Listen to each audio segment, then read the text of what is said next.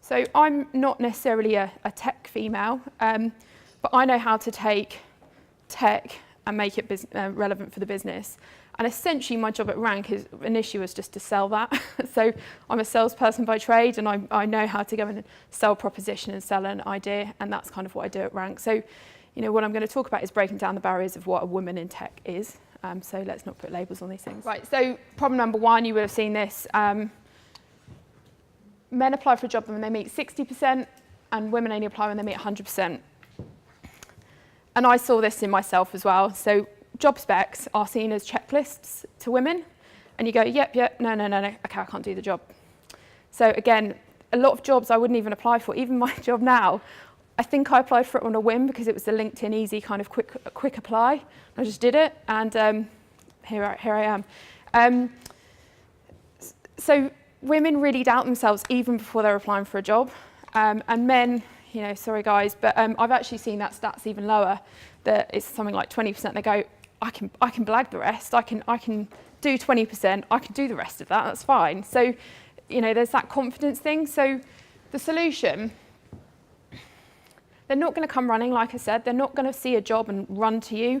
As Debbie said, putting a job out there isn't the answer. There's this really cool little website, which I found out about, called Textio. So I don't know if anyone's heard of it. So even myself, who is a raging feminist, I'm still targeting my job specs. This is my job that's open at the moment, and I scored 41, which is pretty awful. So even me, as being aware of this, I'm still writing job specs that are targeting men. So I'm using too many corporate cliches, not enough ability, missing equal opportunity statement, use more engaging questions. So women do apply for jobs differently. They want to be part of communities, they want the culture, they want to understand who the business is, they want to understand what they're going to achieve and how they're going to grow and develop. So words like that will really help. Having a checklist of must be good at JavaScript, must have experience on this, and this tool. If the woman doesn't have experience on all of those tools, they won't apply. So say, I don't know, it would be nice to have it. It's not an essential to have all these developer tools experience. So use that. These are just quick wins. And I'm no recruiter, but you've got to go and find these women. They will not be coming to you. And they might not even be in jobs that so for the job you're advertising, they might not even be in the job at the moment because they might have doubted themselves to even achieve that role. So there's that constant doubt. So making sure you're targeting women differently is really important. Yeah, there's not enough women in tech, says everyone. There's not, no. And I think, like was said earlier, we're not going to solve it all today. I mean, we can look at school outreach programs, but that's going to take 25 years to really come through. I'm not saying don't do that, but I'm talking about what we're trying to achieve today. We're trying to go and find women, encourage them into this environment. So my solution, I guess, is stop looking for the perfect skill set. And this is irrespective of gender or diversity or whatever label we put on someone. Find the right attitude and train them. So my company is a gambling company. We're based in Maidenhead, so not London. We're small. We might be unknown to people. So there's a lot of kind of things against us in terms of recruitment. We're not Facebook. People don't come running to us. But what I do is I find someone who's got the right attitude. Attitude is absolutely everything to me. Attitude and cultural fit. 80% of my decision making is on those two things. Skills I can train. I can send you on a week-long course at Adobe to learn the tool that I've done. And I've just hired someone, actually a guy, who has absolutely no skill set in the role he's responsible for. But he had the right attitude. And in my organisation, he's able to deal with stakeholders, he's able to deal with a fast-paced environment, he's able to deal with solutions and problems. I can train the tools. That's easy. For the sake of saving what recruitment costs of £5,000, send them on a £2,000 training course. It's pretty easy. So finally, getting more young women into tech. As I said, it's a challenging one because you could be waiting for a long time. You've got to think about the kind of, like I said earlier, the decision making early on.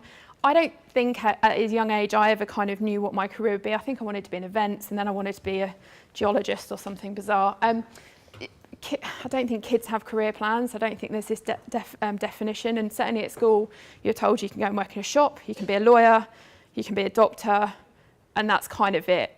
There's not all these nuances and digital that are around now. Like, half what I'm doing now didn't exist 3 years ago. So let's not put barriers on things. Just trying to open up the image of what a woman in tech could be. So become a role model. Show what a woman in tech looks like. A woman in tech might be a project manager. Just because they're not a developer, it doesn't mean they're not in tech. Someone in, like I said, I'm not a developer. I've tried to learn code 3 times on those free online tools. I actually just don't really like it. I'm not interested. It's not my skill set. I don't have the patience for it. So let's stop forcing the point. But I can be a role model, potentially, because I can break down the barrier of what a woman in tech looks like. I mean, if I'm walking down the street, I might look like, I don't know, anything.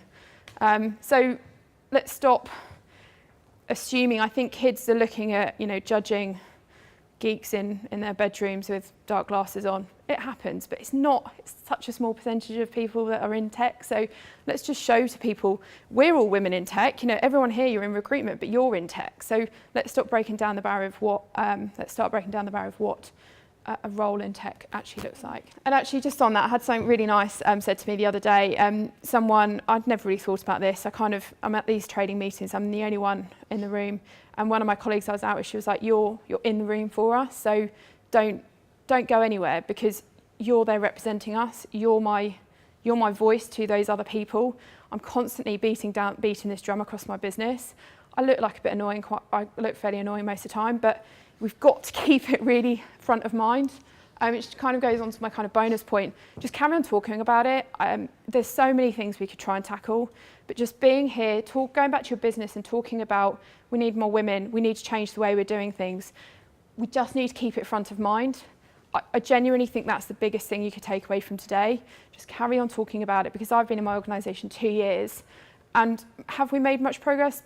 Not really. And we've had a number of diversity breakfasts like this. We haven't really got any initiatives up and running, but they're carrying on talking about it, and I'm carrying on pushing it.